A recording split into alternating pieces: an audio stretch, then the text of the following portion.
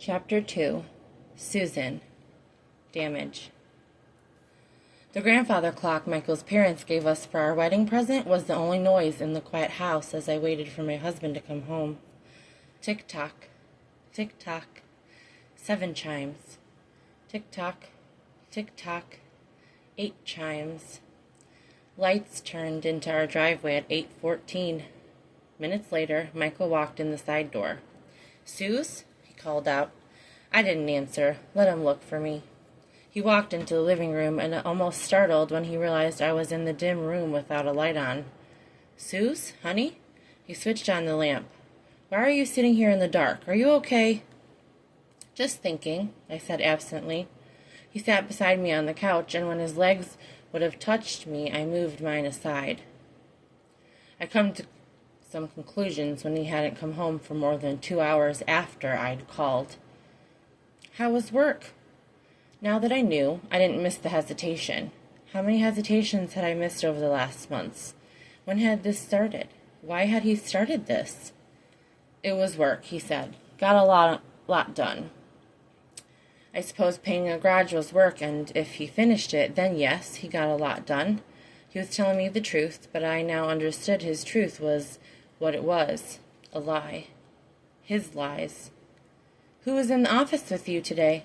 "Just me," he said after that barely discernible hesitation. "After a long day, you must be hungry. I made some stew that I could warm up for you." I grabbed something already. Again, not a lie. "At Linda's." No question, just a statement. I was watching him, and he straightened up.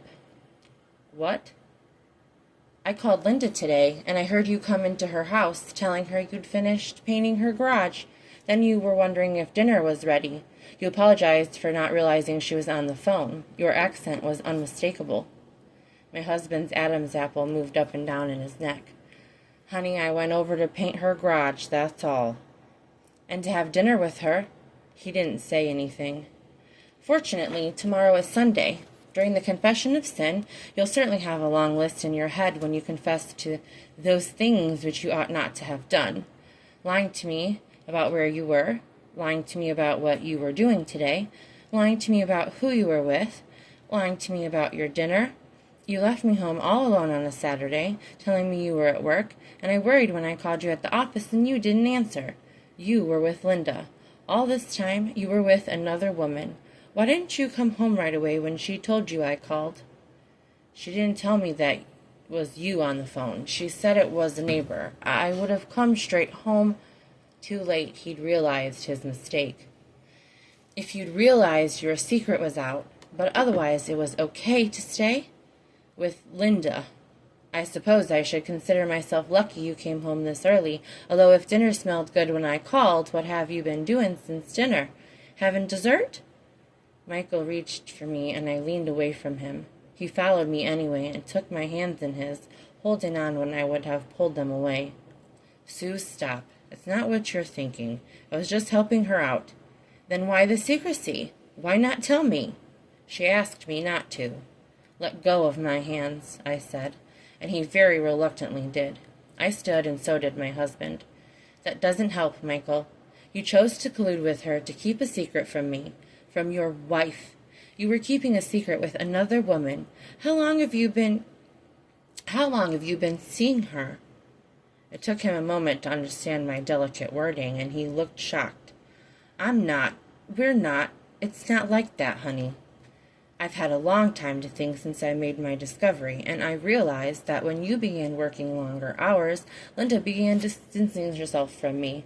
At first it was just the occasional late nights at work for the first 4 months or so, but in the last 3 months you've been missing more and more dinners, working late 3 or 4 nights a week. Either Linda was systematically stealing you from me, or you were actively pursuing her. Either way, you have been lying to me and dishonoring our marriage vows with a woman I realize has been no friend to me, but apparently a great friend to you. Suze, listen to me. One night when she was over for dinner, you went to get the salad dressing, and Linda asked me for help. She asked me to come over the next day to talk, and she begged me not to tell you because she was embarrassed about needing help. Ah, the beginning of Michael and Linda. The beginning of you choosing another woman over me. I didn't choose her over you. Tell me, Michael, How many nights were you actually working late when you told me you wouldn't make it home for dinner? She's trying to get the house ready to sell. She doesn't like living there without Rich, so I've been helping her. I may be a woman, but I think I could build an entire house in 7 months. You forget that I've been to her home. It was built not too long after the war, so it's maybe 7 years old. Not once did you think maybe you should tell me, or maybe if you had to help her, you should come home for dinner to your own wife? She was lonely, and I felt bad for her, so my next words would sink in. I just looked at this man I loved so much. Well, I was lonely, and my husband is still alive. It's not the same thing. She was devastated by Rich's death. So much so that she's been trying to steal my husband. Suze, Linda's your best friend. No, she's not. Not if she could treat me like this. Not if she was luring my husband away from me.